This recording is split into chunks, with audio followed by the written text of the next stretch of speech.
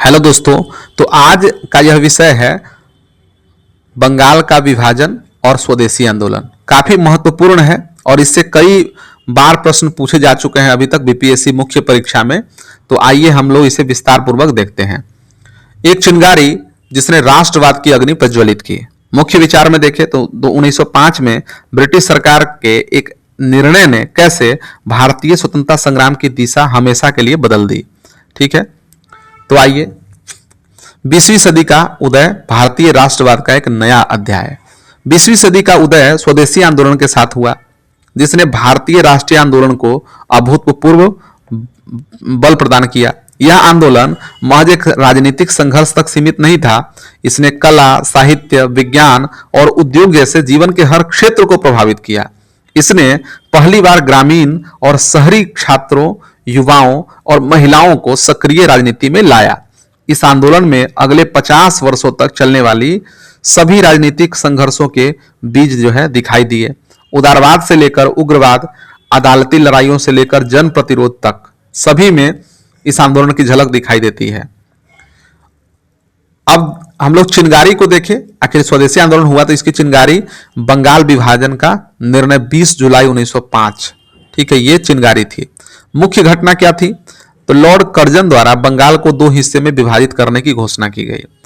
शेष बंगाल देखें तो पश्चिम बंगाल, बिहार, उड़ीसा का जो पार्ट था हिंदू बहुल क्षेत्र था और जनसंख्या 5.4 करोड़ थी। ठीक है, और वहीं पर देखें तो पूर्वी बंगाल और असम का जो पार्ट था मुस्लिम बहुल क्षेत्र था, जिसमें जनसंख्या 3.1 करोड़ मुस्लिमों की थी। तो इस प्रकार से दो भाग में बांटने का इसका यही उद्देश्य था कि इसमें हिंदू बहुल क्षेत्र और इसमें मुस्लिम बहुल क्षेत्र, हिंदू और मुस्लिम को लड़ाने की जो है साजिश की गई थी लॉर्ड कर्जन द्वारा। हालांकि वह प्रशासनिक हवाला देता है कि हाँ, हमने प्रशासनिक सुविधा के लिए इसे दो भागों में बांटा है, लेकिन हम जानते हैं कि इसका क्या असर आने वाले दिनों में पड़ने वाला था। तो पर्दे के पीछे का सच देखें तो सरकारी तर्क बनाम वास्तविक उद्देश्य। सरकारी तर्क क्या थे?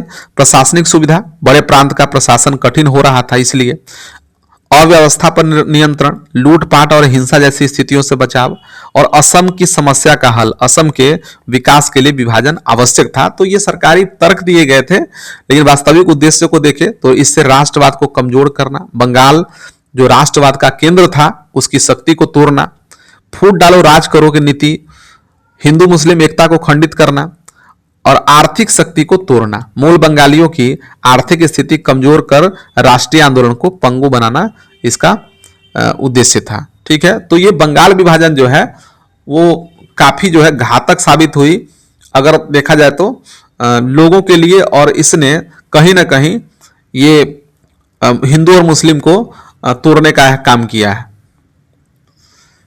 अग्नि प्रज्वलित हुई, स्वदेशी आंदोलन का जन्म हुआ।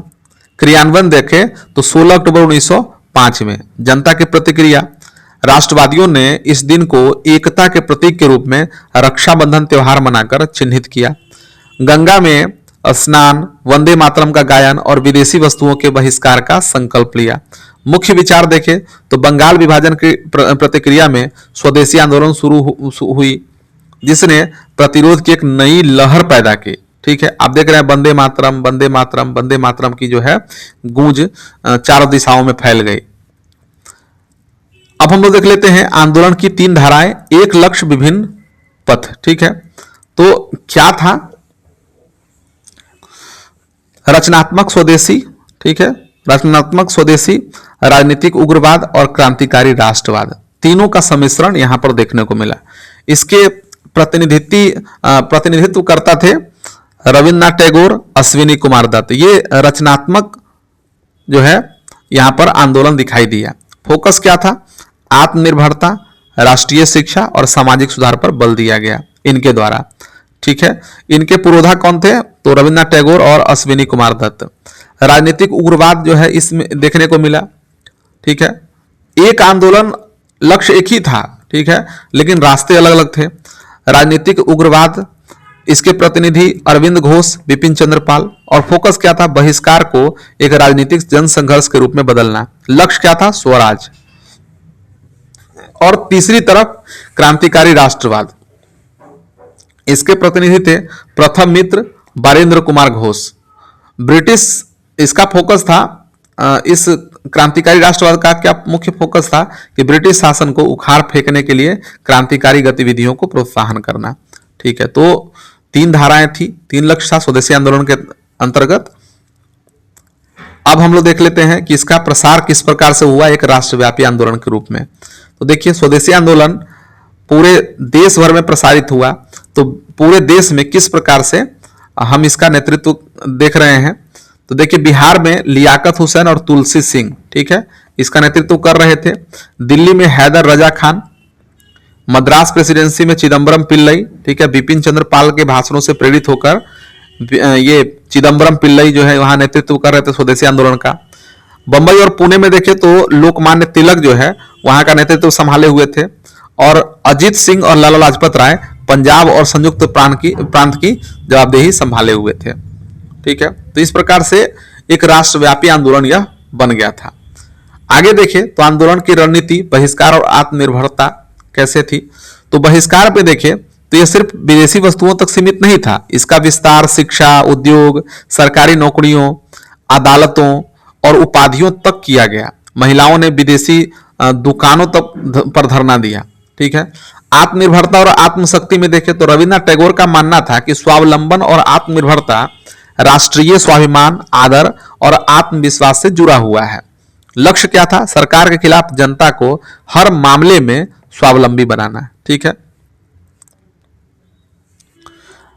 स्वदेशी शिक्षा देखें, ठीक है, स्वदेशी शिक्षा और उद्योग की स्थापना की गई। इस समय राष्ट्रीय शिक्षा परिषद का गठन अगस्त 1906 में किया गया। बंगाल नेशनल कॉलेज की स्थापना हुई। इसके पहले प्राचार्य थे अरविंद घोष। ठीक है, तकनीकी शिक्षा के लिए बंगाल इंस्टीट्यूट की स्थापना की गई। देसी भाषाओं को शिक्षा का माध्यम बनाया गया। तो ये स्वदेशी शिक्षा जो है इस बीच जो है इस आंदोलन के दौरान जो है वो स्वदेशी शिक्षा का प्रसार किया गया। स्वदेशी उद्योग का भी प्रसार हुआ, जिसमें कि आप देखते हैं कि बंगाल केमिकल स्वदेशी स्टोर पीसी रॉय द्वारा, बंग Lakshmi cotton mills, Mohini mills और नेशनल टैनरी जैसे उद्यम शुरू किए गए। और प्रथम औद्योगिक सम्मेलन 1905 में बनारस में इसकी अध्यक्षता किसने की थी? तो रोमेश चंद्र दत्त ने की थी। इसके बाद देखिए तो कला और साहित्य में स्वदेशी की गूंज दिखाई देने लगी। इसमें साहित्य में देखिए तो बांग्ला साहित्य विशेषकर काव्य के लिए यह एक स्वर्ण काल था। रविन्द्रनाथ टैगोर ने आमार सोनार बांग्ला की रचना की, जो 1971 में बांग्लादेश का राष्ट्रगान बन गया। रजनीकांत सेन, द्विजेंद्र लाल रॉय और मुकुंद दास के गीत जो है प्रेरणा स्रोत बने। कला के क्षेत्र में देखिए तो अवनींद्र नाथ टैगोर ने भारतीय कला पर पाश्चात्य आधिपत्य को तोड़ा। मुगल, राजपूत और अजंता की पारंपरिक कलाओं से प्रेरणा ली। ठीक है, Indian society of oriental arts की स्थापना 1906 में नंदलाल बोस पहले छात्रवृत्ति प्राप्तकर्ता बने। तो इस प्रकार से साहित्य और कला में भी स्वदेशी की गूंज दिखाई देती है।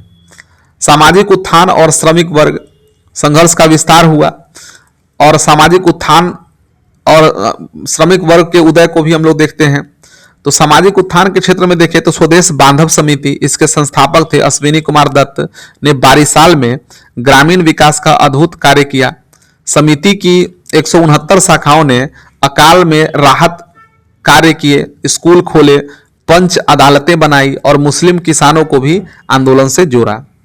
मजदूर वर्ग के हित की बात करें तो पहली बार मजदूर वर्ग की आर्थिक कठिनाइयों को राजनीतिक स्तर पर उठाया गया। कलकत्ता ट्रामवेज, जूट मिलों और रेलवे वर्कशॉप में हड़तालें हुई। सरकारी छापे खानों में हड़ताल के बाद पहली वास्तविक मजदूर यूनियन की स्थापना हुई। अब क्या है कि कमजोर पड़ती लौ आंदोलन की कमियों को हम लोग देख लेते हैं कि आंदोलन की कमी क्या थी। तो अभी तक हम लोगों ने जितना पढ़ा इन सभी में क्या देखा कि क्या विशेषता थी, किस प्रकार प्रसार हुआ, और जो है विभिन्न माध्यमों से किस प्रकार से स्वदेशी आंदोलन को मजबूती मिल रही थी। इसमें कि बहिष्कार, आत्मनिर्भरता और आत्मशक्ति को देखा, स्वदेशी शिक्षा, स्वदेशी उद्योग को देखा, साहित्य और कला क्षेत्र में हम लोग देखा, सामाजिक उत्थान और मजदूर वर्ग के हितों के लिए भी कार्य हो रहे थे। लेकिन कुछ कमियां थी जिसे हम लोग देख लेते हैं।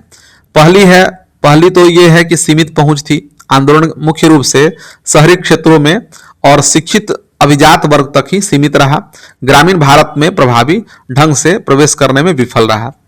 ठीक है, तो पहले तो यह सीमित पहुंच। दूसरा, आंतरिक विभाजन, कांग्रेस के नरमपंथी और गर्मपंथी नेताओं के बीच विभाजन ने आंदोलन को कमजोर किया। ठीक है। तीसरा, ब्रिटिश दमन, सरकार ने गिरफ्तारियों, निर्वासन और सेंसरशिप जैसे कठोर उपायों से आंदोलन को दबा दिया। किसानों की भागीदारी जो है वो जो है नहीं हो सकी, इसमें कम ही भागीदारी थी। तो आंदोलन ग्रामीण जनता, विशेष रूप से किसानों को प्रभावी ढंग से जुटाने में विफल रही। ठीक है, तो ये था। और हिंदू मुस्लिम एकता में विफलता, आंदोलन हिंदुओं और मुस्लिमों के बीच खाई पाटने में विफल रहा, जो दीर्घकाल में एक बड़ी बाधा साबित हुई। आप जानते हैं कि बंगाल विभाजन हुआ, हिंदू मुस्लिम को अलग करने का प्रयास किया गया, और हम देखें कि स्वदेशी आंदोलन हुआ और इसका जो मूल उद्देश्य था इसकी ही पूर्ति नहीं हो सकी, और बाद में हम इसके जो है विकृत रूप को हम लोग देखते हैं, जो विभाजन के रूप में, ठीक है, सामने आई। अब हम लोग देख लेते हैं कि अस्थायी अंगारे आंदोलन के दूरगामी परिणाम और प्रभाव। ठीक है, भले ही इसकी कुछ कमियां हैं, लेकिन हम इसके परिणाम और प्रभाव को देखें तो आर्थिक क्षेत्र में देखें तो घरेलू कुटीर उद्योग और हस्तशिल्प का पुनरुद्धार हुआ, भारतीय उद्यमिता को बढ़ावा मिला। ठीक है, जो निरुद्योगीकरण के कारण विफल हो गए थे, ठीक है, यहाँ पर बढ़ावा मिला। सामाजिक रूप से देखें तो राष्ट्रवादी विचार अभिजात्य वर्ग से परे आम जनता तक पहुंचे, छात्रों, महिलाओं, दलितों और कारीगरों की भागीदारी इसमें बढ़ी। राजनीति की बात करें तो राजनीतिक में भी परिणाम आया, भारतीय राजनेताओं की एक नई पीढ़ी का उदय हुआ, राष्ट्रवाद एक राजनीतिक जन आंदोलन बन गया।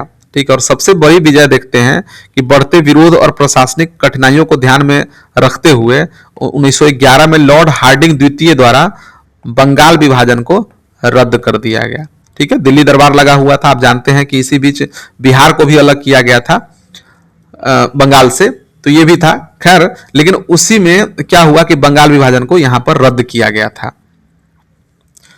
अब आंदोलन का मूल्यांकन देख लेते हैं, एक संतुलित दृष्टिकोण देखें तो सकारात्मक पक्ष में देखें तो राष्ट्रवाद के वैचारिक आधार का विस्तार हुआ, स्वदेशी बहिष्कार, ठीक है, प्रतिरोध, इन सबको एक वैचारिक बल मिला, आत्मनिर्भरता और स्वावलंबन को बल मिला, राष्ट्रीय शिक्षा, कला, साहित्य और विज्ञान को प्रोत्साहन मिला, जगदीश चंद्र बोस, प्रफुल्ल चंद्र रॉय, ठीक है, ये लोग जो है इसमें मुखर होकर के सामने आए, भारतीय उद्योगों की स्थापना को बल मिला, गांधीवादी आंदोलन से पहले एक सशक्त जन आंदोलन जो है खड़ा हो चुका था भारत में। इसके बाद नकारात्मक पक्ष को देखें तो गर्मपंथी और नरमपंथी संघर्ष में वृद्धि हुई, आंदोलन का विस्तार मुख्यतः शहरी क्षेत्र तक सीमित रहा, आंदोलन के बाद हिंदू मुस्लिम संबंधों में फूट पड़ी, किसानों ने सक्रिय भूमिका नहीं निभाई। ठीक है, तो ये सभी इसके नकारात्मक पक्ष थे, लेकिन जो भी हो कुछ सकारात्मक कुछ नकारात्मक है, परंतु अगर हम ये कहें तो एक मील का पत्थर जरूर साबित हुई स्वदेशी आंदोलन। यहां पर देखें तो भविष्य के आंदोलनों की आधारशिला। ठीक है, निष्कर्ष में देखते हैं तो स्वदेशी आंदोलन भारतीय स्वतंत्रता संग्राम का एक महत्वपूर्ण प्रारंभ था। गांधीवादी आंदोलन से पहले इसने भारत में जन आंदोलन के सामाजिक, आर्थिक, सांस्कृतिक और शैक्षणिक आधार का विस्तार किया। इसने भारत की गौरवशाली परंपरा का एहसास कराया और भविष्य के जन आंदोलनों के लिए एक मजबूत आधारशिला एवं रूपरेखा सुनिश्चित की। यह सिर्फ एक आंदोलन नहीं था, बल्कि स्वतंत्रता संग्राम की प्रयोगशाला थी। ठीक है, तो इस प्रकार से दोस्तों हमने बंगाल विभाजन को देखा, बंगाल विभाजन और इससे जुड़ी हुई जो स्वदेशी आंदोलन था, इसे हम लोगों ने देखा। हम लोगों ने देखा कि किस प्रकार से बंगाल विभाजन किया गया 20 जुलाई 1905 को। ठीक है, हिंदू बहुल क्षेत्र और मुस्लिम बहुल क्षेत्र के रूप में बांटा गया। ठीक है, तो सरकारी तर्क और वास्तविक तर्क क्या थे, इसका हम लोगों ने अध्ययन किया। फिर जो स्वदेशी आंदोलन प्रारंभ हुआ उसको देखा 16 अक्टूबर 1905 को। ठीक है, तो इसमें क्या थे कि 3 तरह की धाराएं जो इसमें प्रचलित हुई थी स्वदेशी आंदोलन के दौरान। एक तो रचनात्मकता दिखाई दी, उसका राजनीतिक उग्रवाद और क्रांतिकारी राष्ट्रवाद, 3 तरह की बातें दिखाई दी, लेकिन लक्ष्य जो एक ही था। ठीक है, हाँ, उसके बाद किस प्रकार से राष्ट्रव्यापी आंदोलन हुआ, किस प्रकार से देश भर में विभिन्न क्षेत्रों में यह जो है आंदोलन का प्रसार हुआ, उसे देखा।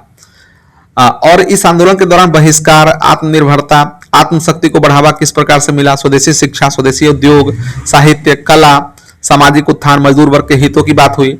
और फिर इसकी कमियों को भी हम लोगों ने उजागर की और इसके जो परिणाम और प्रभाव है उसका विश्लेषण किया, इसके सकारात्मक पक्ष और नकारात्मक पक्ष को रखा इसके मूल्यांकन हेतु, और अंत में हम लोगों ने इसका निष्कर्ष देखा। तो दोस्तों आशा है कि आपको इससे काफी सहूलियत होगी। ठीक है, तो मिलते हैं अगले वीडियो में, तब तक के लिए धन्यवाद।